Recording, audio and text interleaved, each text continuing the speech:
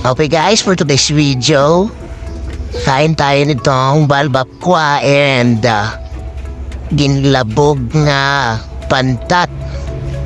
So muna siya gamit kayo. No? Sabaw sa balbakwa, may unod panit sa baka na tunawa.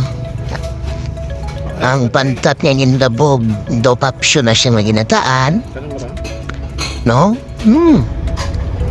Namit kayo na yan sauce. Oh my God, namit kayo.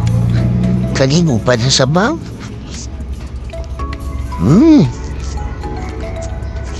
So,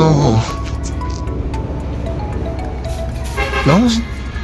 Sa simpleng lunch, no? Pagbarato, mataong ka na sa manamit niya sundan. No? Dito lang na isa bagod tapay mo lang. No? So, nanamit kayo na, no? Nalipat lang ko sa pangalan sa karinderiya ba, pero dito na banda sa may unahan sa overpass kung pakadto katulunan. Na? Sa tuon na siya banda malanan. Naming barato lang kag namit ilang pagkaon.